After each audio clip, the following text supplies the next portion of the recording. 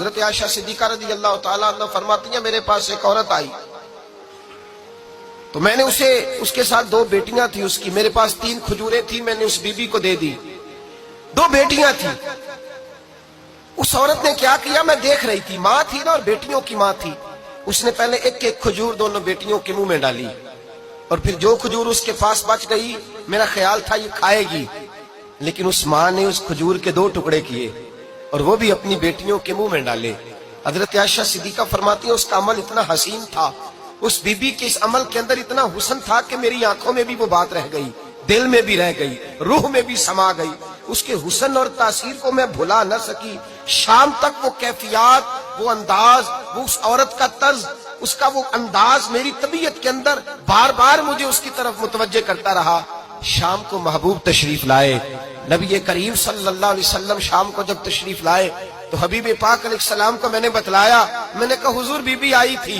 اس کا چہرہ بتا رہا تھا کہ بھوکی ہے، لگ رہا تھا کئی دنوں سے کھانا نہیں کھایا، 3 کھجوریں تھی ہی میرے پاس 3، 2 بیٹیوں کو دے دی، وہ کھا سکتی تھی، لیکن یا رسول اللہ صلی اللہ علیہ وسلم اس نے کھائی نہیں، وہ بھی کھجور 2 ٹکڑے کر کے بیٹیوں میں بانٹ دی ہے۔ حضرت عائشہ کہتی ہے دیر تک حضور میری بات کو سنتے رہے، دیر تک میری طرف دیکھتے رہے، اس تصور کو، بیٹی کے پیار کے اس ذائقے دیر تک محبوب محسوس کرتے رہے، اور پھر فرمایا عائشہ جو دنیا میں بیٹیوں کی وجہ سے آزمایا جائے گا، جب قیامت کا دن آئے گا تو رب اس سے حساب نہیں لے گا، بے حساب ہی جنت میں داخل فرما دے گا۔ اللہ پھر اس سے حساب نہیں لے گا جو بیٹی کے سبب سے آزمایا جائے۔ یعنی حضور نے باپ کو کہا کہ بیٹی کو مصیبت نہ سمجھنا،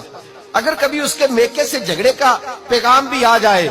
اگر کبھی دوبارہ تجھے اس کی طرف پلٹ کر جانا بھی پڑے، میرے نبی پاک صلی اللہ علیہ وسلم سے کسی صحابی نے کہا تھا یا رسول اللہ بہترین صدقہ کون سا ہے؟ حضور بہترین صدقہ کون سا ہے؟ وہ میرا مال جو اللہ کے راستے میں خیرات کروں تو رب مجھے زیادہ اجر عطا کرے، وہ کون سا ہے؟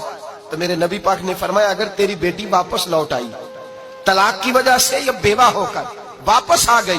اور تجھے اس لوٹنے والی بیٹی پر کچھ خرچ کرنا پڑا تو تیرے رسول کا وعدہ یہ ہے کہ اللہ تجھے اس روپے پر سب سے زیادہ اجر عطا فرمائے گا، اس پیسے پر اللہ تجھے سب سے زیادہ۔ انہیں بوجھ نہ جاننا، ان کی آزمائشوں پہ پریشان نہ ہونا۔ گھر کبھی بیٹی کا پیغام آ جائے کہ اس کو پھر سے یہ تکلیف ہوئی ہے، باپ سمجھنے لگا تھا کہ میں تو فارغ ہو گیا، نکاح کر کے میں فارغ ہو گیا، پھر اگر کبھی اسے پیغام آئے تو میرے مصطفیٰ کریم نے فرمایا وہ پریشان نہ ہو، وہ دکھی نہ ہو، بلکہ جو بیٹی کی وجہ سے آزمایا جائے گا اس سے تو حساب ہی نہیں لیا جائے گا، اللہ بغیر حساب ہی جنت عطا فرما دے گا۔ اتنا بڑا مقام، اتنی بڑی عظمت اور فضیلت اللہ کے رسول نے بیٹیوں کے ماں باپ کو عطا فرمائی۔